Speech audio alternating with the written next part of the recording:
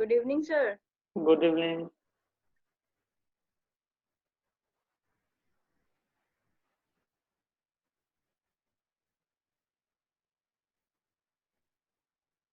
बनाई थी तुम लोग, सब लोग क्वेश्चन बनाए थे? बन रहा सभी? एक क्वेश्चन में डाउट है सर। कौन सा क्वेश्चन, किस चैप्टर का? इसी का है सर वो सर। एपी वाला आप क्लास में नहीं डिस्कस कीजिएगा। dx फाइंड करना एपी है। अच्छा, एपी वाला सारे लोग मेरे से पूछ ही आप बोलो कौन सा क्वेश्चन है, मैं हिंट कर दूंगा। सर y मतलब बाद equals में जो to क्वेश्चन भेज ex रहे हैं ना सर, क्वाड्रेटिक इक्वेशन लिमिट और ये एपी वगैरह का, तो ये सब हाँ, आप क्लास में डिस्कस नहीं कीजिएगा। पहले सिलेबस तो कंप्लीट कर लूँ ना, वो सब आपको पढ़ाया जा चुका है ना, यस इसलिए। सर, तो आप मतलब हाँ सुनो ना उसमें। बाबू, इसीलिए मैं दे यस सर। रहा हूँ ताकि आप लोग बनाओ खुद से, जो भी डिफिकल्टी आए वो आप मेरे से यस सर। पूछो। सबको भेजा हूँ, कम से कम 50 लोगों को मैंने सोल्यूशन भेजा है। आपको जो क्वेश्चन नहीं बने that point of time you can send me और यू कैन व्हाट्सएप मी, तो मैं यस उस सर। तुरंत आपको रिप्लाई करता हूँ। बाकी जो भी लोग हैं इस ग्रुप से भी बहुत सारे लोग हैं जिन लोगों ने यस भेजा है, सर। तो मैं सबको रिप्लाई किया हूँ। किन किन लोगों को किया है मैंने? सबको किया है ना? यस सर, पूछें, सबसे बताएं। हाँ, मैंने सबको रिप्लाई किया है। So you all are free. जिनको भी प्रॉब्लम है, मैं देखो प्रैक्टिस सेट इसलिए देता हूँ बिकॉज अभी हमारा इंटीग्रेशन और परमुटेशन कॉम्बिनेशन बचा हुआ है। If you see yes limit, sir. Limit differentiation और इंटीग्रेशन, इस तीनों को मिला के सबसे ज्यादा क्वेश्चन आते हैं, प्लस क्वाड्रेटिक इक्वेशन और एपीजीपी के भी आते हैं। इसलिए मैं साइड से कुछ इंपॉर्टेंट क्वेश्चन दे रहा हूं ताकि आप देखोगे हर टाइप उसमें अगर आप बना लोगे तो आपका पूरा चैप्टर इंक्लूड हो जा रहा है। ये चीज आप देखना कभी यस बना के उस क्वेश्चंस को। तो आप लोग प्रैक्टिस कीजिए 1 घंटा घर में अलग से। वो क्वेश्चन में ज्यादा तो दे नहीं रहा हूँ, आज भी मैंने कितना 4 या 5 सर। क्वेश्चन दिया है। Yes sir. तो आप लोग बनाओ। लिमिट एपीजी, क्या था आज? हाँ एपीजीपी में भी मैंने 10 क्वेश्चन दिया था, उसमें हाँ, दो उसमें तीन भी है था। क्वेश्चन बहुत अच्छे थे। Yes sir. दो तीन फर्स्ट वाला है क्वेश्चन, एक। एक फोर्थ अच्छा था, सिक्स्थ अच्छा था, नाइन्थ अच्छा था, जिसमें फर्स्ट भी बहुत अच्छा है। तो बनाओ आप लोग, ठीक है ना? Yes sir. आज हम लोग मैक्सिमा मिनिमा स्टार्ट करेंगे। आप लोग आराम से समझना, एकदम इजी है, बहुत मजा आएगा आप लोग को समझने में अगर आराम से समझोगी तो, ठीक है ना? जिनको यस। कहीं पे डाउट होगा चलिए वहीं पे डिफरेंशिएशन पूछिएगा, नहीं तो जस्ट आपका टोटल डाउट क्लियर हो जाएगा। आप सिर्फ शांति से सुनते रहना। चलो मैं स्टार्ट कर देता हूँ।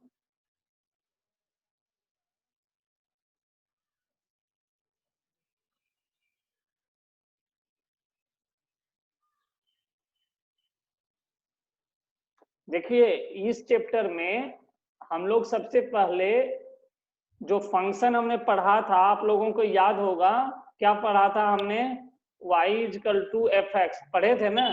यहाँ पे हमने बताया था कि x यस जो सर। है इंडिपेंडेंट है और y जो है ये डिपेंडेंट है। Good evening sir.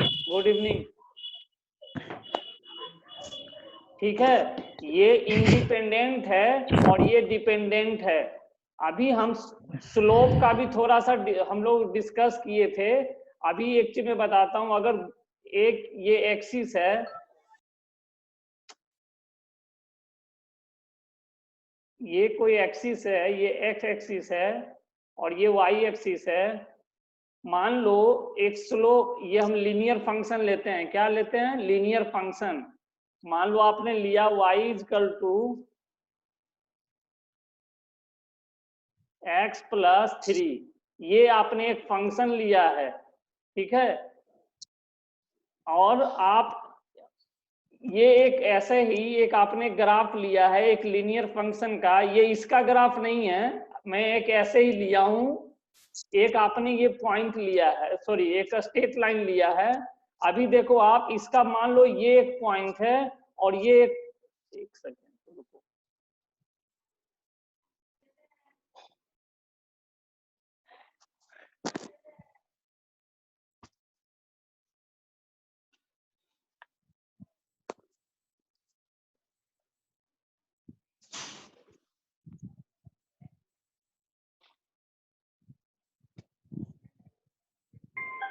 ये आप एक पॉइंट ले रहे हो, ठीक है, इसका 2 पॉइंट, अगर एक पॉइंट यहां रख लो और एक पॉइंट आप यहां पे रख लो, मान लो, ठीक है। जब हम इसका कोऑर्डिनेट्स लिखते हैं तो हम कैसे लिखते हैं, पहले एक्स एक्सिस पे जाते हैं और उसको यहां से ऐसे मेजर करते हैं ना, और इस पॉइंट का जब आप लिखोगे तो यहाँ पे है। सपोज एक्स एक्सिस पे ये ए पे था, या इसको x1 मान लो, x1 पे था, ये हम इधर के और बढ़ेंगे तो ये इंक्रीज होगा, and suppose it is x2, ठीक है। उसी तरीके से इधर जब आप जाओगे तो ये आपका y कोऑर्डिनेट पे ये आपका y1 था, और ये फंक्शन बढ़ते बढ़ते आप जब x बढ़ा रहा है तो ये फंक्शन बढ़ते बढ़ते आप y2 पे चले गए, ठीक है। अभी देखो इस दूरी को हम लोग क्या लिखते हैं, यहां से यहां तक के डिस्टेंस को हम लोग लिख सकते हैं x2 माइनस x1, लिख सकते हैं ना। इनके इन दोनों के बीच के डिस्टेंस को हम क्या लिख सकते हैं, x2 ये माइनस x1, ठीक है। और वैसे ही इनका हो जाएगा y2 माइनस y1।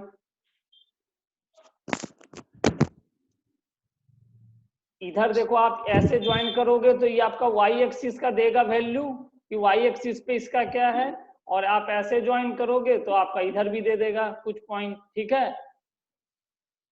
अभी आप इसको जब आप ऐसे x एक्सिस के पैरेलल करते हो तो ये आपका जो एंगल बनता है that is known as slope, इस लाइन का ढलान है वो। इसी को आप जब आगे बढ़ाओगे तो ये x एक्सिस के साथ जो एंगल बना रहा है, x एक्सिस के साथ एंटी क्लॉकवाइज, उस एंगल को हम लोग क्या बोलते हैं, स्लोप ऑफ द लाइन, क्या बोलते हैं, स्लोप, ठीक है। तो बस इतना पढ़ लो, आपको इतना का ही जरूरत है, मैं समझाने के लिए सिर्फ बता रहा हूं। किसी भी स्ट्रेट लाइन का स्लोप क्या होता है, वो एंगल जो वो x एक्सिस के साथ बनाता है, और हम लोग उसको लिखते हैं टेन थीटा, क्या, टेन थीटा। हाँ बोलो राहुल राज, राहुल राज जी बोलिए। नहीं सर, गलती से हो गया था। अच्छा कोई, ठीक है ना। तो अपने मन उठा देते हो। किसी भी चीज का टेंजेंट स्लोप निकालने के लिए हम टेन थीटा का वैल्यू वहां पे पुट करते हैं। देखो स्लोप निकालने के लिए हम ये भी जानते थे, ये आपने पढ़ा होगा, y is equal to mx plus C, पढ़े हो। Yes sir. हाँ, यहाँ पे c जो है, ये c जो है ये y एक्सिस पे आपका जो इंटरसेप्ट है उसको बताता है। c क्या बताता है, अभी हमने इक्वेशन लिया था, कौन सा फॉर्मूला है, y is equal to mx plus c? ये टेंजेंट का आप समझ लो। जो मैं सिर्फ समझाने के लिए, जो आगे जरूरत पड़ेगा ना, वो ज्यादा जरूरत नहीं है, थोड़ा सा जरूरत है, मैं वो बस समझा रहा हूँ। देखो अगर आप y is equal to sorry 1x है, क्या है 1x प्लस 3, ठीक है ना। तो ये 3 जो है आपका, ये x एक्सिस का बताता है 1 2 3, मतलब यहाँ पे है एक स्ट्रेट लाइन, और x के आगे क्या है, कुछ नहीं है तो 1 है, मतलब टेन थीटा 1 कब होता है, जब 45 डिग्री होता है। तो आपका यहाँ पे ग्राफ ऐसे बन जाएगा इसका, ठीक है ना। अभी मैं ये क्यों पढ़ा रहा हूं, इसलिए पढ़ा रहा हूं कि जब भी हम कोई ग्राफ है ऐसा, कोई कर्व है ऐसा, इसका टेंजेंट अगर किसी पॉइंट पे निकालते हैं तो वो ऐसे निकलेगा, ठीक है। बस आप लोगों को जो पढ़ना है वो इतने में समझ जाओ, अभी ज्यादा उतना मैं समझा दिया हूं, बस ये समझो आप। अगर कोई ग्राफ मान लो ऐसे है, आर्क है ना, इस पॉइंट पे, यहाँ पे एक पॉइंट है जहां पे आपको स्लोप निकालना है, तो हम क्या करते हैं, वहां पे एक टेंजेंट ऐसे खींच देते हैं, ठीक है, ठीक है ना। और ये जो एंगल बनाता है थीटा, वो उसका स्लोप, इसको हम बोलते हैं टेन थीटा। क्या स्लोप क्या हो जाता है, टेन थीटा, ठीक है ना। बस इतना याद कर लो, आपका और कुछ दिक्कत नहीं। अभी देखो जब ग्राफ ऐसे बन जाएगा, ऐसे ऐसे ऐसे, तो इस पॉइंट पे, यहाँ पे जो पॉइंट होगा, उसका स्लोप क्या होगा? यहाँ पे जैसे ही आप टेंजेंट खींचोगे तो टेंजेंट ऐसे बनेगा ना, बनेगा, या इस पॉइंट पे आपका टेंजेंट क्या बनेगा? ऐसा बनेगा ना। टेंजेंट क्या होता है? स्पर्श लाइन। और यहाँ पे जैसे ही आप टेंजेंट खींचोगी तो ये पैरेलल टू एक्स एक्सिस हो जाएगा, पैरेलल टू, तो ये खुद से बनाना होता है? अभी समझ लो ना, पैरेलल टू एक्स एक्सिस होगा ना। ये देखो ना, एक्स एक्सिस कैसा है? ऐसा है ना एक्स एक्सिस, हाँ इसके हाँ। पैरेलल नहीं है, समानांतर। ये कहीं मिलेगा क्या दोनों? नहीं मिलेगा ना, तो पैरेलल है ना। हाँ पैरेलल है। तो इसीलिए हम इस क्वेश्चन को जब भी बनाते हैं तो वहां पे dy/dx क्या रखते हैं? 0 रखेंगे। क्या रखेंगे? आप पूछोगी आगे कि dy/dx सर आपने क्यों 0 रखा है, इसीलिए मैं यहीं पे बता दे रहा हूं फर्स्ट स्लाइड में ही। dy/dx क्यों? अभी देखो आप, ये जो ग्राफ है, ये देखो, यहां से यहां तक ये ग्राफ डिक्रीज कर रहा है, नीचे गिर रहा है ना, ये तो सबको समझ। और इस पॉइंट पे वो क्या हो रहा है? इस पॉइंट पैरेलल हो गया है, हाँ, इस पॉइंट के बाद वो इंक्रीज करेगा, इंक्रीज कर रहा है। ठीक है, इस पॉइंट के बाद वो इंक्रीज करेगा। तो ये जो पॉइंट है यहाँ पे वो ग्राफ चेंज कर रहा है, तो हम इसको क्या बोलते हैं? Critical point. क्या?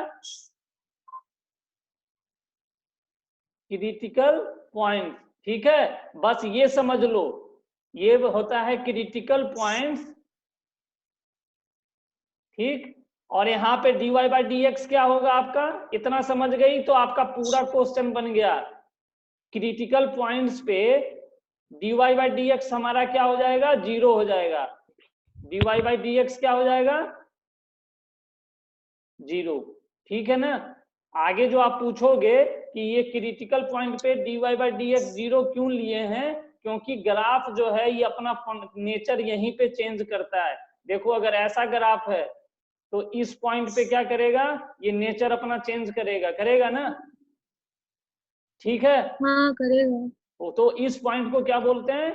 Critical point. और उसको क्रिटिकल पॉइंट। और कोई भी अगर इक्वेशन दिया हुआ है, मान लो y=x² + 5, ठीक है, तो हम इस क्रिटिकल पॉइंट को कैसे निकालेंगे? इसका हम लोग डिफरेंशिएशन कर देंगे। तो dy/dx का डिफरेंशिएशन क्या होगा? 2x होगा ना। Yes sir. हाँ, इसको बराबर कर देंगे 0 से, ठीक है। तो x = क्या आ जाएगा? -2। 0। 2x = 0 है, ये मल्टीप्लाई में, तो x = 0 हो जाएगा। मतलब x = 0 पे ये ग्राफ चेंज करेगा, ठीक है ना। अभी आप क्वेश्चन देखोगे सबके समझ में आ जाएगा। इतना समझ में आ गया है ना। अब मैं पहला स्लाइड आता हूँ। सर यहाँ कोई एक क्रिटिकल एंगल भी होता है क्या? Critical angle? Yes sir. हाँ होगा ही। उस जो क्रिटिकल पॉइंट पे जो एंगल बनेगा उसको कहते होंगे क्रिटिकल एंगल। ऐसे मैंने अभी सर तो मेरे उसमें दिखा नहीं है, मैंने जो अभी रिवीजन किया है, क्योंकि मैं बहुत दिन से मैथ छोड़े हुए था, तो देखना पड़ेगा, देख के बता देता हूँ, ठीक है ना।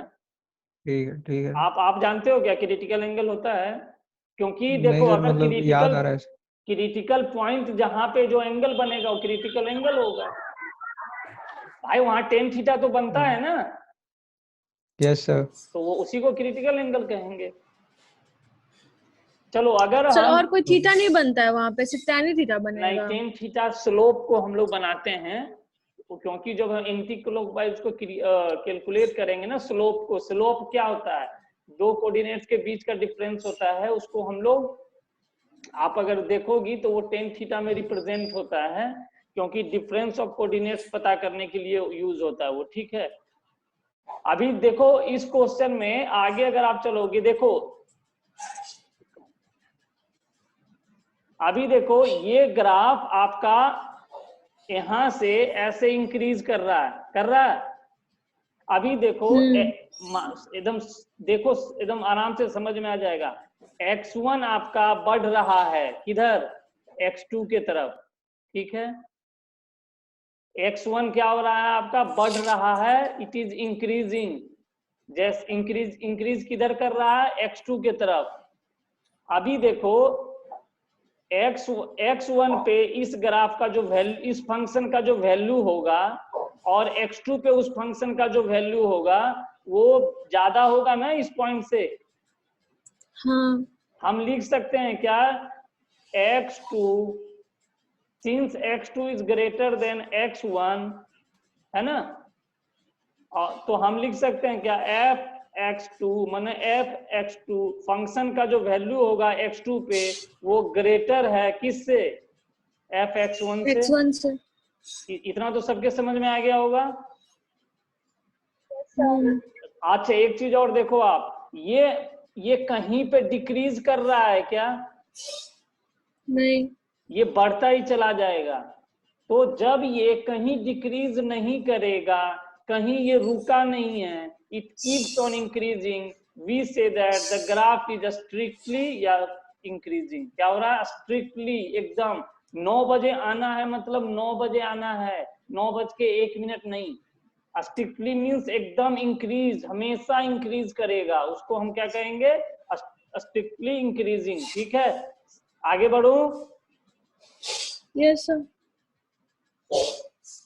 अभी देखो जब कोई इस यहाँ पे देखो आप x1 पे ये फंक्शन का वैल्यू जो था और x2 पे जो फंक्शन का वैल्यू था, इसमें आप देखोगी x2 जो है ये ग्रेटर है किससे, x1 से, है ना। x2 जो है ये ग्रेटर है किससे, x1 से, है। सर x2 छोटा है ना। x2 कैसे छोटा होगा, x एक्सिस में कभी राइट साइड वाला ये छोटा हो सकता है क्या इधर से, ये राइट सर ये आप ड्राइंग देखिए सर, ये आपका तो नीचे जा रहा है ना। हाँ तो डिक्रीजिंग है तो नीचे ही जाएगा ना, अभी इंक्रीजिंग वाला बताए तो थे। लेकिन x2 हमेशा बड़ा होगा ना x1 से, यही तो बताना है। देखो तो आप पहले समझो, ठीक है। तो जब x2 ज्यादा है, x2 इंक्रीज कर रहा है किससे, x1 से, मैंने वही लिखा है ना, x2 is greater than x1, लेकिन f(x2) ये जो है ये क्या हो रहा है, ये डिक्रीज हो रहा, ये स्मॉलर है किससे, f(x1) से, हो रहा है ना। Yes sir. आप समझ में आ गया, हाँ। तब हम इसको क्या बोलेंगे, स्ट्रिक्टली डिक्रीजिंग। और ये कहीं पे भी, ये थोड़ा ऐसे होगा, ऐसे आएगा ग्राफ, ये घटता ही चला जाएगा, मतलब ये कहीं पे भी ना तो स्थिर हुआ है और ना ही इंक्रीज हुआ है, ये घटता ही चला गया है। So we say this type of function as strictly decreasing. समझ में आ गया, कंडीशन उल्टा है, याद रखना, ठीक है। अभी तीसरा देखो आप, सब समझ में आ जाएगा। अभी देखो आप यहाँ पे ये फंक्शन इंक्रीज किया ना, फिर रुक गया, डिक्रीज तो नहीं किया ना, नहीं किया ना, डिक्रीज नहीं किया है ना। यहाँ पे जो वैल्यू था उस फंक्शन का वही है ना यहाँ पे भी, और वहां वही है यहाँ पे भी, डिक्रीज तो नहीं किया, वो कांस्टेंट हो गया कुछ कुछ इंटरवल के लिए, फिर वो इंक्रीज किया, फिर वो रुक गया, कांस्टेंट है, फिर इंक्रीज किया, है। अभी आप इसको स्ट्रिक्टली इंक्रीजिंग कर सकते हो क्या, नहीं ना, नहीं। ये कुछ देर के लिए क्या हो रहा है, रुक जा रहा है, फिर इंक्रीज कर रहा है। तो ऐसे फंक्शन को हम, अभी देखो आप यहाँ पे x2 जो है ये क्या है, ग्रेटर देन है x1 से, है ना। x2 आपका ग्रेटर है x1 से, जैसे ही आप इधर बढ़ोगी तो x2 तो हमेशा बड़ा ही होगा x1 से, पहला चीज। दूसरा f(x2) क्या ये बराबर होगा fx1 से? ऐसे लिख सकते हैं क्या इसको?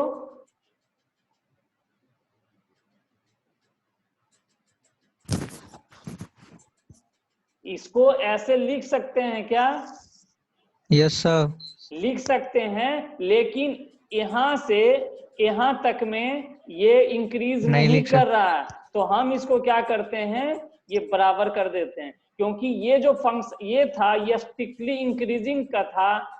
जैसे ही आप बराबर कर दोगे तो आपका ये जो कंडीशंस है ये क्या हो जाएगा, इंक्रीजिंग का। ये इंक्रीज तो कर रहा है बट नॉट स्ट्रिक्टली इंक्रीजिंग।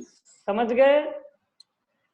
ये ग्राफ आपका इंक्रीज कर रहा है, डिक्रीज कहीं नहीं कर रहा है, बट नॉट स्ट्रिक्टली इंक्रीजिंग। तो यहाँ पे हम लोग क्या करते हैं, सिर्फ एक इक्वल टू का साइन दे देते हैं। तो ये कंडीशन आपका जब दिया रहेगा तो आप क्या समझोगे कि ये इंक्रीजिंग तो है, जैसे ही fx2 ज्यादा है fx1 से तो इंक्रीजिंग है, लेकिन जैसे ही यहाँ पर इक्वल टू का साइन आ जाएगा it means that it is not strictly increasing, सिर्फ इंक्रीज कर रहा है। देखो ना यहाँ पे इंक्रीज कर रहा है ना, लेकिन स्ट्रिक्टली इंक्रीजिंग नहीं कर रहा है। ठीक है ना? सेम चीज है आपका फोर्थ टाइप में। ये क्या है, डिक्रीज कर रहा है बट नॉट स्ट्रिक्टली डिक्रीजिंग। यहाँ पे देखो कांस्टेंट हो जा रहा है, यहाँ पे कांस्टेंट हो जा रहा है। या स्ट्रिक्टली डिक्रीज तो कर रहा है लेकिन स्ट्रिक्टली डिक्रीजिंग नहीं कर रहा है। तो इसमें क्या अपना आप हो जाएगा, fx2 ये क्या होगा, लेसर देन इससे fx1 से।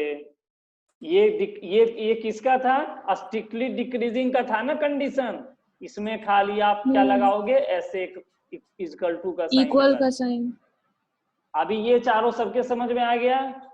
तो Yes, ये चैप्टर हो गया फिर। ठीक है, चलो लास्ट एक ये तरीके का भी बता देता हूं। देखो अगर आपसे कोई ये ग्राफ है, मान लो, सॉरी,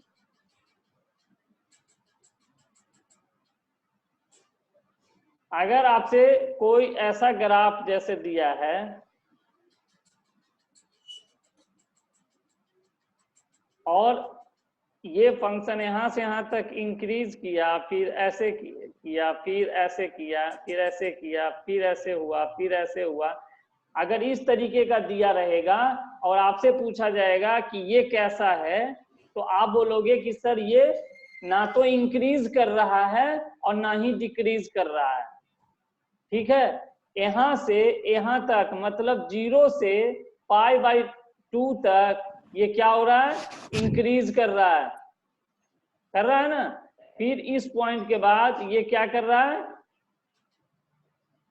2π/2 तक, 2π/2 तक, सॉरी 2π बोल रहे हैं, यहाँ पे पाई हो जाएगा और यहाँ पे 3π/2, यहां तक ये क्या होगा, देखो डिक्रीज कर रहा है। फिर यहां से लेके यहां तक ये क्या कर रहेगा, इंक्रीज कर रहा है ना। तो ऐसे फंक्शन को हम लोग बोलते हैं नाइदर इंक्रीजिंग नॉट डिक्रीजिंग। ठीक है, और देखो एक चीज और, अगर आपसे कोई पूछेगा कि ये इंक्रीज कर रहा है कि डिक्रीज कर रहा है, तो आप उससे पूछोगे कि आप ये बताओ मुझे कि ये किस इंटरवल का आप पूछ रहे हो।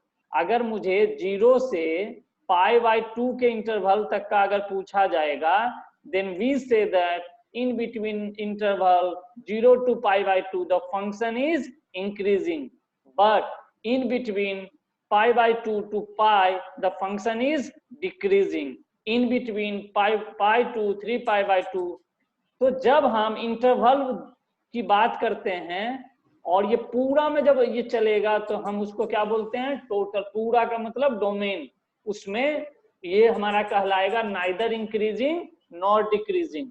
ना तो ये बढ़ रहा है ना घट रहा है, कहाँ पे, पूरे डोमेन में। पूरे डोमेन की जब बात होगी तो हम बोलेंगे this function is neither increasing not decreasing. लेकिन जब हम एक इंटरवल दिया रहेगा कि आप बताओ मुझे 5 से 3π/2 के बीच में ये फंक्शन किस नेचर का है, तो आप क्या बोलोगे कि पाई से 3π/2 के बीच में ये फंक्शन क्या है, डिक्रीज कर रहा है।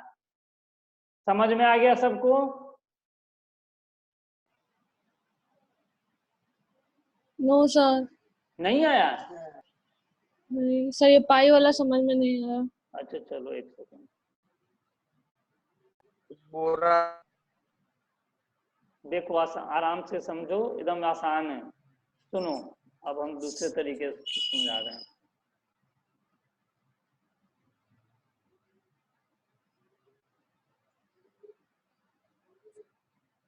अगर कोई ऐसा फंक्शन दिया हुआ, मैंने ग्राफ दिया हुआ है, ठीक है,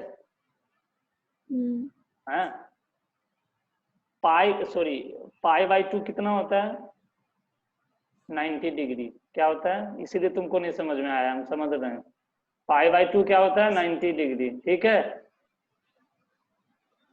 पाई क्या होता है, 180 डिग्री, ठीक है, ठीक है ना। 3π/2 क्या होता है, 3π/2 270 डिग्री, ठीक है।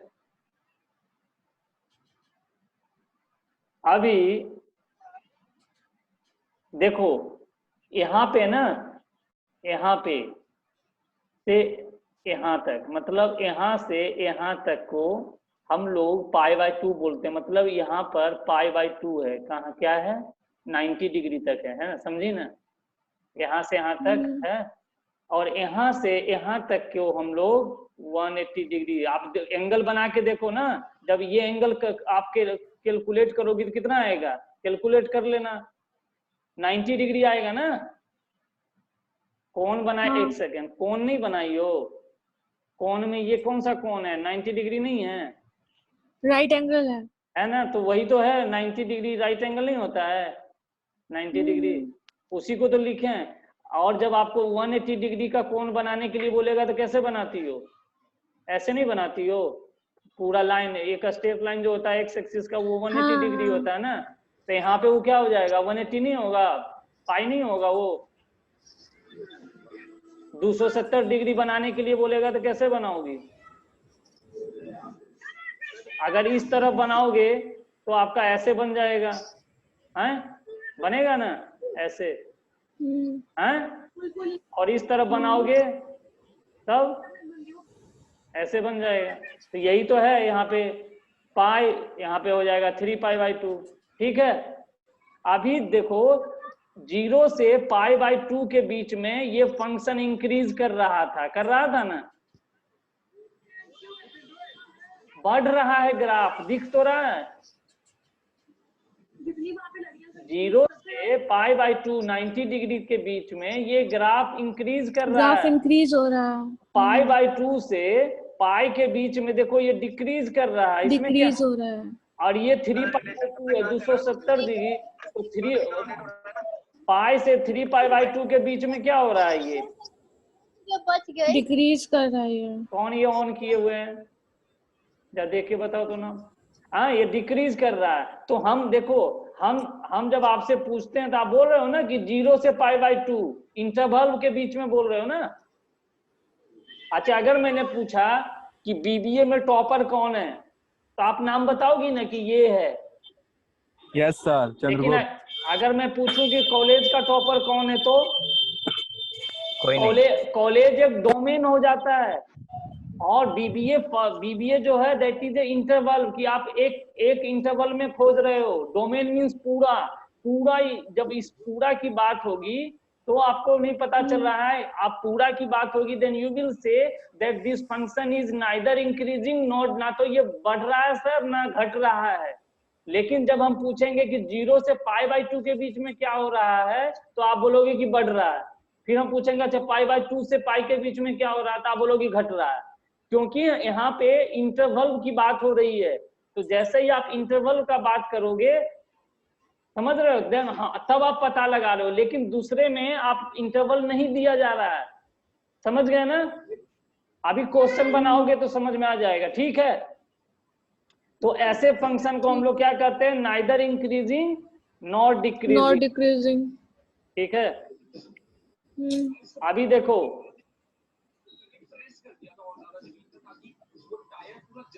अभी ये चीज आप लोग लिख लो, ये आपका इंक्रीजिंग और डिक्रीजिंग फंक्शन में बस यही यूज होगा। आपका क्वेश्चन बन गया, जो भी 4 मार्क्स का आएगा आपका इसी से बन जाएगा। ये लिख लो आप, या जिनको स्क्रीनशॉट लेना है ले लो। देखो मैंने पढ़ा चुका हूं, बस बता दे रहा हूं। एफ डेक्स एक्स का मतलब क्या हुआ? First differentiation. देखो हम y equal to F X लिखते थे ना, y इक्वल टू क्या लिखते थे? एफ एक्स लिखते थे। dy बाई, इधर क्या लिखते हो? dy बाई डी एक्स लिखते। तो इधर हम लोग उसी को रिप्रेजेंट करेंगे एफ डैश एक्स। ठीक है, ठीक है ना। जब सेकेंड डेरिवेटिव्स लिखा जाता है, मतलब इसको दोबारा आप डिफरेंशिएट करोगे तो ये कैसे लिखा जाएगा? D Y D square Y by, sorry गलत लिखे हैं क्या?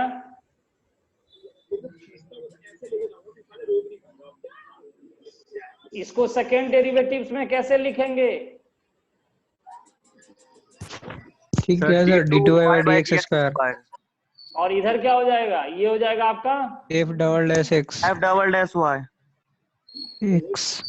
ठीक है, समझ गए ना? हाँ माही समझ में आ गया? हर्ष, देवराज, यस सर। इसको देखो कैसे लिखते हैं। थोड़ा थोड़ा आ गया। क्या इसमें समझना क्या दिक्कत है? y को जब डिफरेंशिएट करते हैं तो हम dy बाई डी एक्स लिखते हैं। इसको हम एफ एक्स को एफ पे एक पावर लगा देंगे, मतलब फर्स्ट डेरिवेटिव। 2 पावर मतलब 2 डेरिवेटिव। अगर एक्स क्यूब है, सुनो, F X equal to X cube दिया हुआ है। मैं इसलिए यही बता रहा हूं क्योंकि आगे यही यूज करूंगा। देखो एफ जब फर्स्ट डेरिवेटिव निकालोगी तो इसको लिखोगी एफ डेक्स एक्स, और ये क्या हो जाएगा? एफ डेक्स एक्स। जैसे फर्स्ट डेरिवेटिव निकालोगी, इसको डिफरेंशिएट करोगी, क्या होगा? 3x² 3x² होगा ना। ठीक है, Yes. अब हम दोबारा इसको डिफरेंशिएट करेंगे तो हम लिखेंगे F dash double dash. Sir ये क्या बताएं? अभी अभी क्या बताएं? एक सेकंड सुनो, y equal to F X, ये एक फंक्शन दिया हुआ है। माइक बंद कर लो भाई, जिनका ऑन है। अभी y equal to F X है, इसको जैसे ही आप डिफरेंशिएट करती हो तो इधर लिखती हो dy बाई डी एक्स। ठीक है, यस सर। और इधर आपका क्या हो जाएगा? इसी को आप लिखोगी एफ डैश एक्स। ठीक है, यस सर। और जब दोबारा आप डिफरेंशिएट इसी को करोगी, अगर मान लो दिया हुआ है y इक्वल टू एक्स पे पावर 5। ठीक है, तो इसको आप कैसे लिखोगी? F y equal to x पे पावर 5। ठीक है ना, सॉरी एफ एक्स। हाँ, और अगर आप एफ डैश एक्स करोगी तो ये आपका क्या हो जाएगा? 5x टू द पावर 4 होगा ना। देखो फर्स्ट डिफरेंशिएशन करोगे तो 5x टू द पावर 4 होगा। एक्सएन के फॉर्मूला से। हाँ, फर्स्ट डेरिवेटिव को ऐसे लिखेंगे एफ डैश एक्स, और सेकेंड बार दोबारा इसको जब करोगी तो एफ डबल डैश एक्स लिखेंगे, और एफ डबल डैश एक्स क्या हो जाएगा आपका? फिर से इसको करना पड़ेगा। तो 5 4 जा 20 एक्स क्यूब। ठीक है,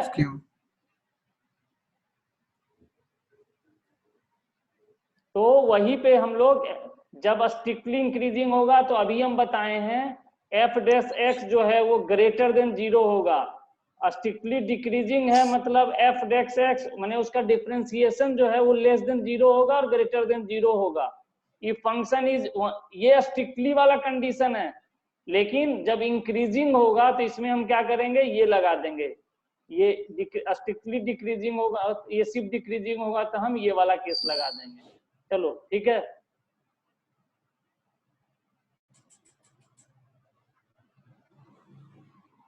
अभी देखो ये स्टेप देख लो, ये मेन है। इसी तरीके से कोई भी क्वेश्चन को हमें बनाना है। अगर हमें दिया हुआ है y equal to X cube plus 24x, मान लो एग्जाम्पल में, प्लस 5, अगर ऐसा कोई फंक्शन दिया हुआ है। अभी आपको क्या करना कैसे बनाओगे? पहले हम करते हैं एफ डैश एक्स निकालते हैं। क्या निकालेंगे? एफ डैश एक्स, ठीक है। तो हम क्या लिखेंगे? एफ डैश एक्स मतलब डिफरेंशिएशन। कितना पहला बार का डिफरेंशिएशन है ना, एक पावर है, एक पावर है, तो हम फर्स्ट डिफरेंशिएशन इसका करते हैं। जल्दी से इसका डिफरेंशिएशन करके बताइए क्या होगा? 3x² होगा ना, प्लस 24, यही होगा ना माई?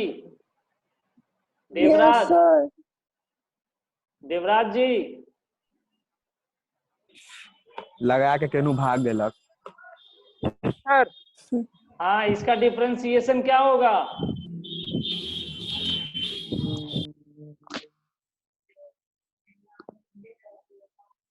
दिखाई कहाँ दे रहा है? चलो, हुस्ने माओ,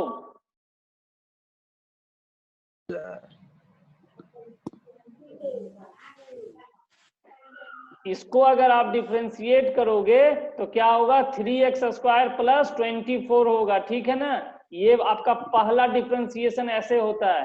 अभी क्या स्टेप 2 क्या कह रहा है? Put F dash X equal to 0। तो आपका एफ डैश एक्स कितना आया है? ये आया है 3x² प्लस 24। तो आप लिख दो 3x² प्लस 24 इक्वल टू 0।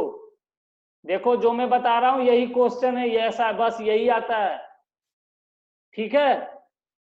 अभी यहां से आप इसको जब कैलकुलेट करोगे तो क्या आ जाएगा? 3x² equal to minus 24. ठीक है। हाँ हुस्न माओ पूछो। x² इक्वल टू क्या हो जाएगा? -8 होगा ना। 8. हाँ, और -8. यहाँ से x का कोई वैल्यू आएगा, क्योंकि मैंने एक रैंडम इक्वेशन लिया है इसलिए यहाँ पे आपका वैल्यू नहीं आ रहा है।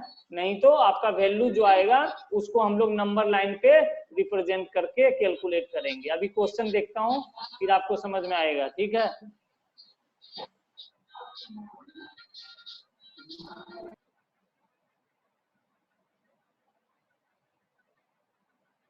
देखो क्वेश्चन आपका ये है, क्या है? ये क्वेश्चन है, इजी क्वेश्चन है, सब लोग समझो। देखो fx दिया हुआ है कितना? 3x² minus 4x³ minus 12x² plus 5, ठीक है। सर 3x का पावर 4 है वो। हाँ 3x पे पावर 4 है, 3x पे पावर 4 है। सर आप स्क्वायर बोले। अच्छा बोल, गलती हो सकता है भाई। हाँ -4x³ प्लस 12x² प्लस 5। हाँ ये fx दिया हुआ है, इसको जैसे ही आप डिफरेंशिएट करोगी तो हम यहाँ क्या लिखेंगे? f dash x। अभी f डैश x, इस सबको हम डिफरेंशिएट करते हैं, सबको आता है डिफरेंशिएट करना। जैसे ही आप डिफरेंशिएट करोगी ये आएगा 12x³ minus 12x² minus 24x।